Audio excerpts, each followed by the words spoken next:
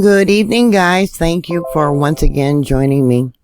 It's been about 5.5 hours since that magnitude 6.2 earthquake that occurred there off the coast of Petrolia, California, and damage reports are now coming in. The latest report was of a hot water heater. The water line broke. There evidently wasn't any flex hose attached to the hot water heater. It was bolted to the wall. It's a rental, so hopefully he will not have to pay for it. Many markets and liquor stores had lots of damage, and the people of the town showed up with their brooms and mops and pitched in right away to help clean up and reopen the businesses. Damage was reported as far as Ferndale. This poor woman had lots of plates and glassware that was broken. Potted plants did not fare very well. Another image of potted plants that fell off their shelving. This window here, you can see the caulking actually was probably aged and it fell out. And the whole picture window for this store fell out, and luckily no one was injured. More images from the main street. Items evidently in the front window. It looks like probably smashed against the glass and broke it. More images of broken windows.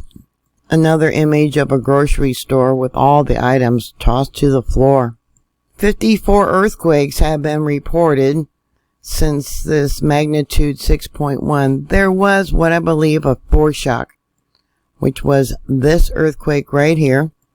It was a magnitude 4.3 that occurred about 10.5 hours before the magnitude 6.2. 8 people reportedly felt this earthquake, the 4.3, and there was a shake alert sent out, but they have no moment tensor ball for this earthquake. As I reported earlier, this was a strike-slip earthquake. The first wave of the earthquake pressure came from the northwest. What is northwest? Well, that 4.3.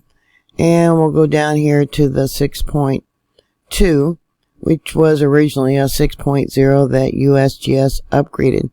Another thing, because I marked out a lot of these earthquakes. A lot of them are on the northern side of the fault system. This has been caused because of the movement of the Pacific Plate moving north. And I noticed too, it looks like to be fault lines that were activated by this earthquake, and I drew out a red line for some of them here.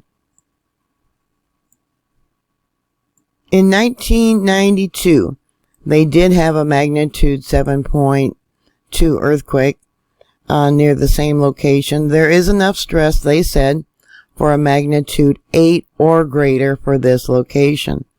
So don't think that these earthquakes are over. Any earthquake can be a foreshock for something much larger. Like I was saying, this 6.2 probably, maybe, I'm only guessing because there's no moment tensor ball for this foreshock of a 4.3. Another thing I found that was very interesting is most of the felt reports were to the south and not so much towards the north. Those of you that follow me know that an earthquake along one fault line can trigger earthquakes along other fault lines. So looking at the earthquakes that were felt there in the San Francisco Bay Area, up along here would be the felt reports for the Hayward fault, and then these reports here, that would be the St. Andreas fault. I did find one Twitter post of a man that said that he felt the earthquake all the way down in Santa Cruz. And then there was a dash cam video of a man driving during the earthquake. And then you can see visibly the vehicles parked in front of him shaking. And then people coming out of the Redwood Cafe, they were literally running. When the initial earthquake hit, here about 9-10 seconds into the video, it actually shakes the car and the guy yells, "Whoa, whoa, whoa."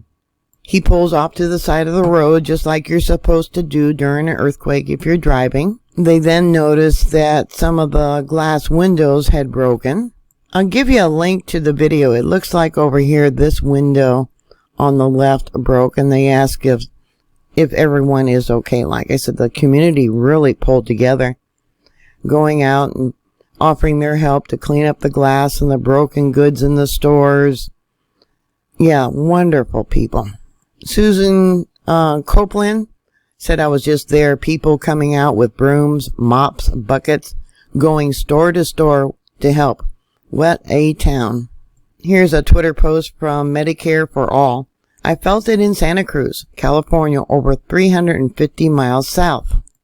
I checked to see USGS quakes to see if we had a small local quake, and couldn't believe I felt the 6.2 Petrolia earthquake.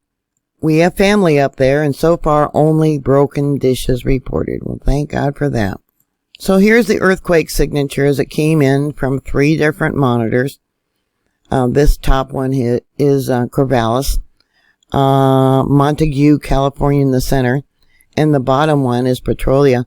Yeah, I'll move it forward another 4 hours, but look at all those earthquakes, and there's definitely more than 55 in what they're reporting right now. Yeah, see them all? This is another almost 3 hours of earthquakes. So they're not reporting some of the smaller ones. This one right here is a magnitude 3.2. Let me pull this over so you can see it. And then there's another little one. Well, actually, 2 more. I believe this one they are reporting a 2.3. See how small they show up on here? Let me make that bigger for you. And there's the spectrogram, and we got a few more. Yeah, I'll just kind of click. Oh, I wanted to show you this. This is probably the foreshock right there. I come up with a magnitude 4.48, whereas USGS comes up with a magnitude 4.3. And 8 people felt that one. But like I said, there is no moment tensor ball. So like I was saying, even though the majority of where they said the earthquakes occurred were to the north of this location, the felt reports were actually south. And we got a lot down here on the outside edge of the Sierra Nevada mountains, the Sacramento area, all the way to Carson City. And there's one report there at Salt Lake City. Intensity level 2. Isn't that interesting? So what are your thoughts? I really appreciate you taking the time to watch my videos. I really appreciate your support. And it's only about 4 days until Christmas. I want to wish everyone a very Merry Christmas. And hopefully the new year will be better, but I really don't think so. So did you have damage? How did your pets react? Are you prepared? Like I said, that one hot water heater was bolted to the wall, but they didn't have flex hose. So the water pipes broke. Yeah, what about water lines and gas lines under the ground? If you smell gas, yeah, definitely have it checked out. What are your thoughts? Please stay safe, and I'll talk to you later. God bless you. Bye.